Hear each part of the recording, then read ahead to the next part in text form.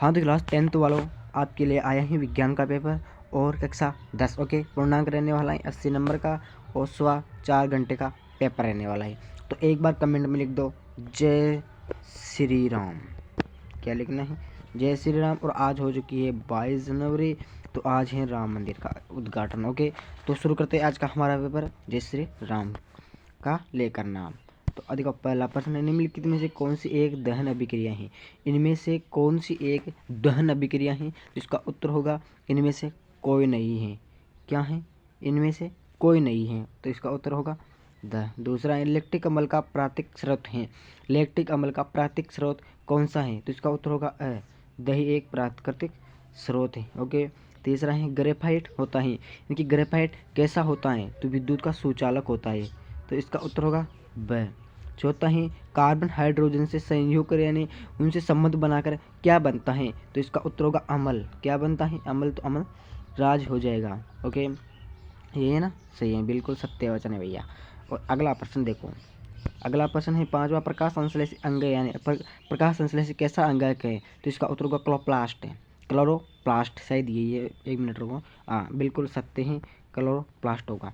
अगला छठा, इनमें से फल पकाने के लिए प्रयुक्त विधि है। तो फल पकाने वाली कौन सी विधि? तो स एथिलीन। कौन सी है? एथिलीन। ओके, सातवां है, तने द्वारा कायिक प्रवर्धन होता है। तने द्वारा कायिक प्रवर्धन होता है, तो कैसा? हल्दी में या सभी में? तो देखो सभी में होगा। किसमें? सभी में हो, तो इसका अर्थ होगा द, सभी। आठवां, आनुवांशिकी का पिता यानी जनक किसे कहा जाता है? तो इसका उत्तर होगा अ, मेंडल को। किसे कहा जाता है? मेंडल को। बहुत इंपॉर्टेंट क्वेश्चन है भैया ये। अगला क्वेश्चन है, प्रकाशक का वेग न्यूनतम होता है। प्रकाशक का वेग न्यूनतम होता है, निर्वात में होता है, जल में होता है, वायु में होता है, कांच में होता है, तो किस में होता है? तो इसका उत्तर होगा निर्वात में। किस में होता है? निर्वात में। अगला 10वां है, सरल सूक्ष्मदर्शी में किसका उपयोग होता है? तो इसका उत्तर होगा उत्तल लेंस में। बिल्कुल सत्य है, उत्तल लेंस में होगा। 11वां है, प्रिज्म से प्रकाश की कौन सी प्रघटना घटती है? प्रिज्म से प्रकाश की कौन सी घटना घटती है? तो इसका उत्तर होगा अपवर्तन। ओके, क्या होगा? अपवर्तन। बिल्कुल सत्य है, अपवर्तन होगा। 12वां है, मानव नेत्र जिसका भाग का किसी वस्तु का प्रतिबिंब बना है वह होता है। तो वह होगा भैया 12वें का ना, तो होगा द दृष्टि पटलम यानी कि रेटिना। Okay, the. ओके, अब अगला प्रश्न है 13वां, विद्युत फ्यूज विद्युत धारा के किस सिद्धांत पर कार्य करता है? विद्युत फ्यूज विद्युत धारा के किस सिद्धांत पर कार्य करता है? तो इसका उत्तर होगा उष्मीय या फिर तापीय। क्या होगा? तापीय। ओके, तापीय होगा इसका अर्थ। उसमें भी हो सकता है और तापीय, क्योंकि ये ताप ऊर्जा भी एक में आता है इसलिए। 14, विद्युत बल्ब तंतु का किस, जो तंतु का आगे विद्युत बल्ब का तंतु का भाग बना होता है, तंतु एक होता है ना इस प्रकार का, इस प्रकार से होता है ना वो बल्ब का, ये उसके बारे में चर्चा हो रही है। तो वो होगा टंगस्टक का। किसका होता है? टंगस्टक का होता है। ओके, इसका उत्तर होगा ब। अब है लास्ट फाइनल 15वां क्वेश्चन, मृत शरीर को बचाने वाले जीवों को क्या कहते हैं? तो इसका उत्तर होगा मेरे प्यारे से बच्चों, अपघटन जीव भी नहीं होगा, क्योंकि मृत शरीर को बचाने जीवों को, तो देखो भाई इसमें से मुझे लगता है, तो जब तक आप इसमें से एक बार डिसाइड करना। ओके, तो क्या होगा? सस्वपोषी परपोषी दोनों में से एक होना चाहिए।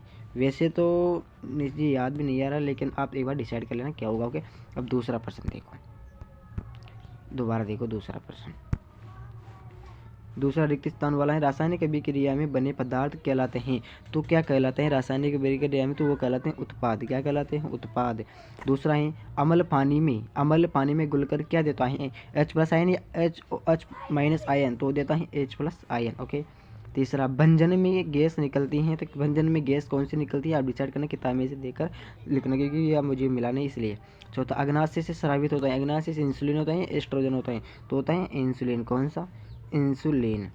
15, विद्युत धारा का मात्रक होता है, तो होता है एम्पियर। कौन? एम्पियर होता है। ओके, अगला दें तीसरा प्रश्न, वसा युक्त अथवा तेलीय खाद्य सामग्री को लंबे समय तक रखने पर पैकिंग में कौन सी गैस युक्त होती है? यहाँ सभी को पता है, बहुत सारे बच्चे तो चलते चलते ही दुकान पे जाते थे, कहते थे अरे नाइट्रोजन आती है। क्या आती है? नाइट्रोजन। तो इसका अर्थ होगा नाइट्रोजन। ओके, नाइट्रोजन हो गया। अब है अगला 14वां, तांबा व जस्ते से बनी एक मिश्र धातु का नाम बताओ। तो वो होगा पीतल। ओके, 15वां, एक निर्जली कारक का नाम बताओ। तो वो होगा सल्फ्यूरिक अम्ल। एक मिनट, क्या होगा? सल्फ्यूरिक अम्ल। ओके, ये हो गया। छठा है खुला परिसंचरण तंत्र किस में पाया जाता है? खुला परिसंचरण तंत्र किस में पाया जाता है? तो एक मिनट गलत हो गए मेरे पैर। तीसरा, चौथा, पांचवा, छठा है ना ये खुला परिस, हाँ सही है। संधिवात और मोलस्का में। संधिपाद, यार ये जगह नहीं है ना, इसीलिए दिक्कत आती है।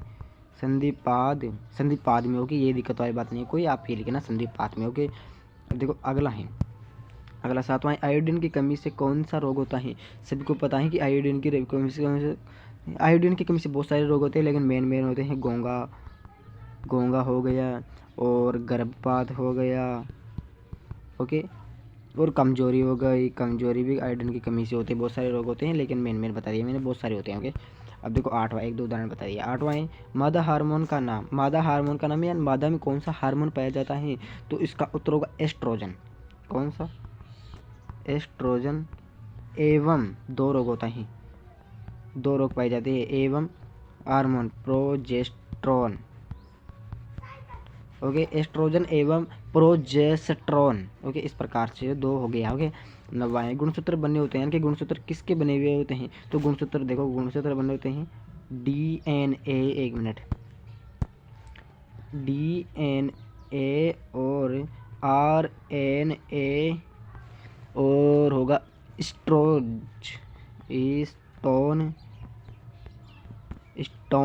और प्रोटीन तथा नॉन स्टोन के बने होते हैं। ओके, इसका डीएनए हो गया, आरएनए हो गया, स्टोन हो गया, प्रोटीन हो गया तथा नॉन स्टोन हो गया, इसका बना होता है।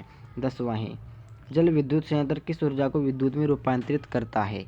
ओके, तो 10वां देखो मेरे पास है स्थिर ऊर्जा। किस ऊर्जा? स्थिर ऊर्जा हो गई। ओके, अब देखो 11वां, CFC का पूरा नाम क्या है? CFC का पूरा नाम क्या होगा? तो CFC का पूरा नाम क्लोरोफ्लोरो होगा। क्या होगा? Chlorofluoro carbon. क्या होगा? क्लोरोफ्लोरो कार्बन होगा। ओके, ये हो गया। अगला है 12वां, पर्यावरण के मुख्य रूप से कितने घटक होते हैं? तो इसके 4 घटक होते हैं। कितने होते हैं? जलमंडल हो गया, वायुमंडल हो गया, तलमंडल हो गया और एक और हो गया जलमंडल, तलमंडल, स्थलमंडल।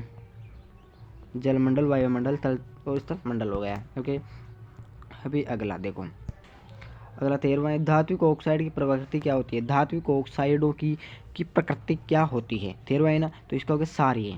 कौन सी प्रवृत्ति होती है? सारी, यानी कि बेस। ये हो गई। अगला है 14वां, लोहे को जंग से बचाने के लिए 2 तरीके, तो आपको सबको पता है, पेंटिंग द्वारा बताए जा सकते हैं। पेंटिंग द्वारा होता है, और यह सदालेपन भी द्वारा बचाया जा सकता है, आप सभी को पता है। ओके, अगला है 15वां, मिशेल विलियम में किस रूप में बने होते हैं? मिशेल विलियम में किस रूप में बने हुए होते हैं? तो 15वें का उत्तर मुझे नहीं मिला, इसलिए आप देखना और इसका उत्तर लिखना।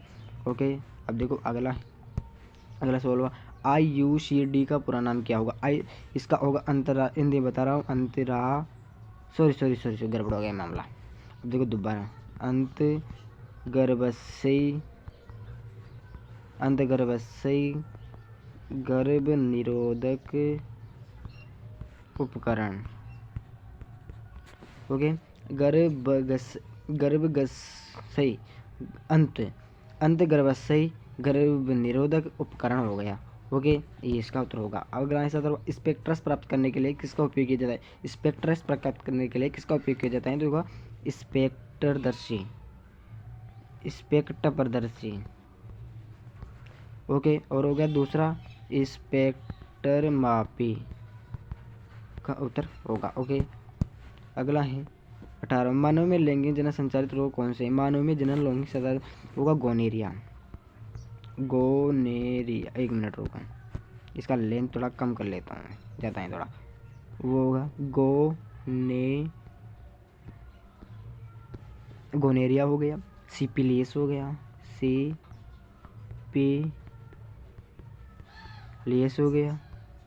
हर्पीस हो गया और मस्से हो गया। बहुत सारे हैं, लेकिन मैंने बता दिया, गोनेरिया हो गया, हर्पीस हो गया, सिपिलियस हो गया और मस्से हो गया। ओके, अब अगला 19वां भूतापीय ऊर्जा क्या होती है, यानी कि भूतापीय ऊर्जा क्या होती है, तो ये होती है पृथ्वी के अंदर मौजूद ऊष्मा या तापीय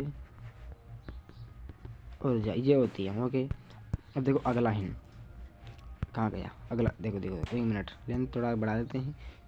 ओके, अगला है 20वां। ओके, 20वां, ये रासायनिक अभिक्रिया में अभिकारक और उत्पादों को किन किन अवस्थाओं में दर्शाया जाता है।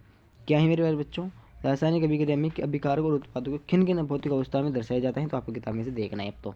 ओके, 21वां, अम्ल या जलीय विचलन विद्युत का चलन क्यों करता है। 22वां है कार्बन के 2 गुणधर्म लिखना है आपको। 23वां, हमारे शरीर में विभिन्न जैविक कार्यों का नियंत्रण कैसे होता है, विस्तार रूप से लिखना है। ओके, 24वां, किन्हीं 3 भयलिंग जीवों के नाम लिखना है। ओके, 25वां, लक्षण प्रारूप यानी फिनोटाइप किसे कहते हैं, लक्षण प्रारूप फिनोटाइप किसे कहते हैं। ओके, 26वां, प्रकाश परिवर्तन किसे कहते हैं। 27वां, किसी विद्युत परिवर्तन में लघुपतन कब होता है। ओके, 50 शब्दों में लिखना है। ओके, ज़्यादा में नहीं लिखना है आपको। 28वां, मानव पाचन तंत्र की रचना की चित्र बनाए, इसकी कार्यविधि लिखनी। मानव पाचन तंत्र की रचना करनी है, उसका चित्र बनाना है, उसकी कार्यविधि लिखनी है, 100 शब्दों में लिखनी है। मनुष्य में दोहरा परिसंचरण की व्याख्या करनी और ये क्यों आवश्यक है, यदि मनुष्य चित्र बजाय चित्र बना देना है और क्यों आवश्यक है। ओके, 29वां, लेंस की क्षमता क्या होती है, इसका ऐसा ही मात्रक क्या है। अथवा में देखो कितनी क्वेश्चन है, सुनिए 29वां भैया, लेंस की क्षमता क्या होती है, इसका ऐसा ही मात्रक भी लिखना है। और वह किसी क्षण चुंबक के चार और चुंबकीय क्षेत्र रेखाएं खींचनी है। ओके, अब देखो अथवा में है, ओम का नियम लिखिए एवं ओम के नियम के ध्यान रखते हुए विद्युत परिपथ आरेख खींचे। देखो भाई ओम का नियम बहुत इंपॉर्टेंट है, ओम का इम्पोर्टेंट इसलिए क्योंकि ये हर बार परीक्षा में पूछा जाता है। ओके, तो ये आपके 29 क्वेश्चन कंप्लीट हो चुके हैं। तो इस प्रकार से मॉडल पेपर यानी कि पैटर्न आएगा, और मैंने 19 तक तो आपको उत्तर भी बता दिया है, तो इसलिए आप बात कर लीजिए याद इनको सबको। ओके, तो इस प्रकार से आपका पैटर्न आएगा। यदि वीडियो चल लगा हो तो अपने दोस्तों में शेयर करें, एक बार जैसे लिख दें जय श्री राम।